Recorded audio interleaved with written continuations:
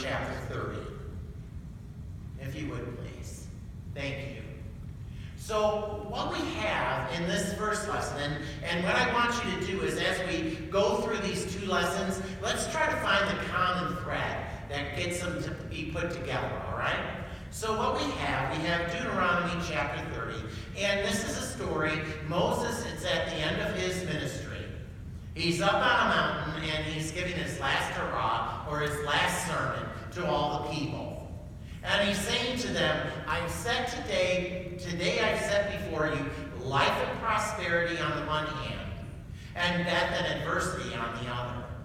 Life and prosperity, death and adversity. There is no gray. There's no gray in this. It's black and white. It's blue and red, however you want. There's no gray in this. And so we've got to figure out, okay, what is he meaning by this? And Moses goes on to say, obey the commandments of the Lord, love the Lord your God, walk in God's ways, observe his commandments. Seems like there's three things there that he's saying for them to do. Love the Lord your God. That comes from Deuteronomy chapter 6, by the way. Love the Lord your God with all of your heart, soul, and mind. And then there's this walking in God's ways, and then observe the commandments. And it's not just the 10 commandments. There's a whole slew of commandments in the Torah. That's the first 5 books of the Bible. There's a ton of commandments for us to do. And some of them don't make any sense for us today. But back then, they made a lot of sense. One of them would be, for example, the washing of hands. Now, you and I, we wash hands, and why do we wash our hands? Because we don't want the germs. We don't want the bacteria, all that kind of stuff. Well, back then, they didn't know, folks didn't know about germs and bacteria until the late 1700s, probably. And so, God was protecting his people. Wash your hands. Just like a mom, wash your hands. So there's those types of things that now we kind of get it, but there's other commandments that maybe we don't get, but they would understand back then because that's their time and place. Nevertheless, observe his commandments. We know those basic commandments, don't we? It's not just love the Lord your God with all your heart, soul, and mind, and then Leviticus 19:18, love your neighbor as yourself, but we think of the commandments. And I'll go from the bottom up because it really makes more sense that way to me. Don't covet. Don't bear false witness. Don't steal. The next one then is don't commit adultery. Don't murder. And then there's the good, nice one. That's the one that's the not the don't. But it's honor your mom and dad. Keep the Sabbath holy. Then don't use God's name in vain. Don't curse in God's name. And then you shall have only one other God before me. Or you shall have only one God, and then no other gods before me. There we go. And that's where it's at. Those are the basic commandments. But there's so many more. But look at more of what Deuteronomy, what Moses says to them. If you turn your hearts away, if you do not hear, if you are led astray, well, then you're going to die. You're not going to have life. So then in the last part, and if we could go to the next slide, let's see, and here's one more, please. Thank you. Over to that one part where it says, so choose life so that you and your descendants may live. Choose life.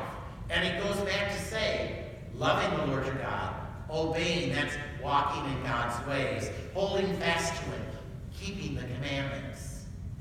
Choose life rather than death.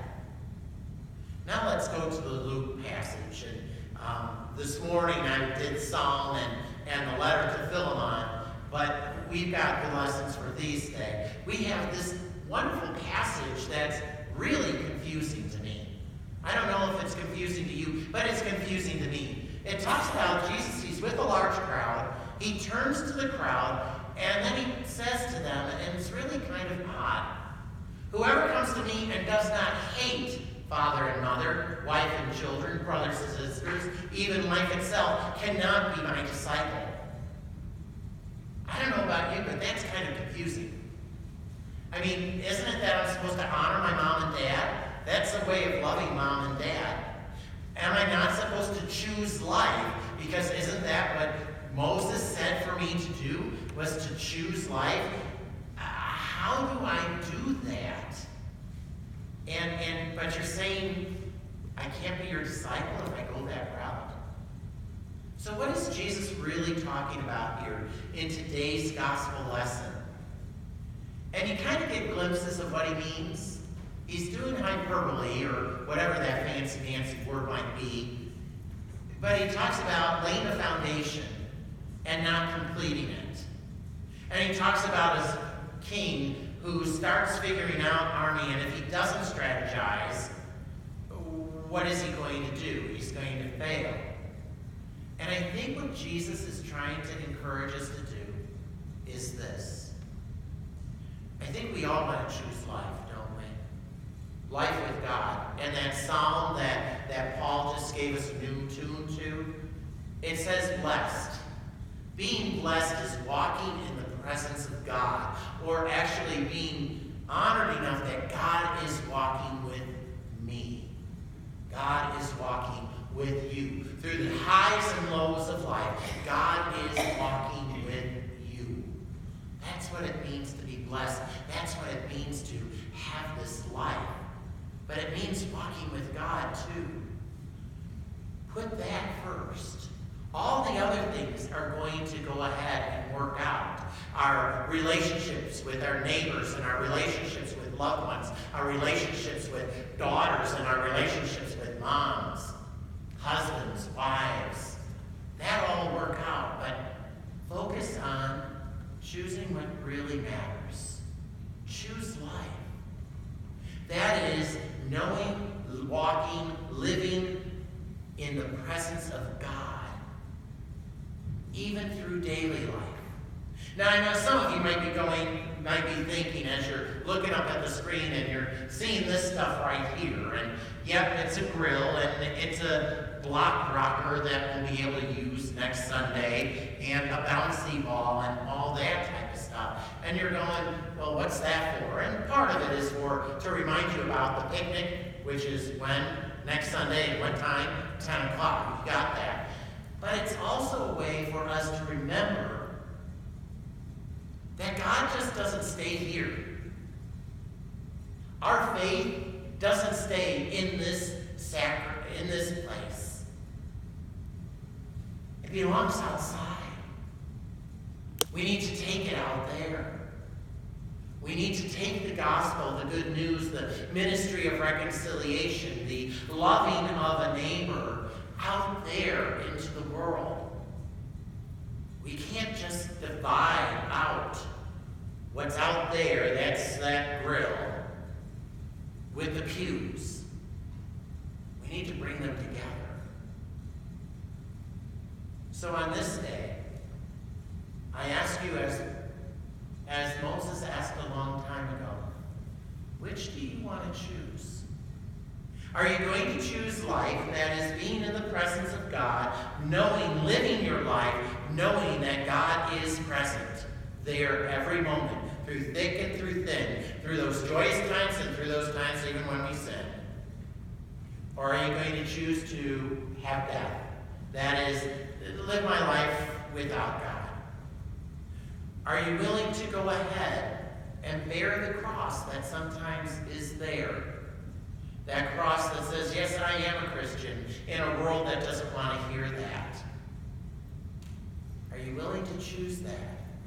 Because ultimately, you will have life. You will receive abundance and grace and mercy. You will get to know that God is present in your life, even during those times that it doesn't seem like it. God is present. And you are blessed. So which are you going to choose? Life with God or life without God? That's a choice all of us get to make. Think about it, pray about it.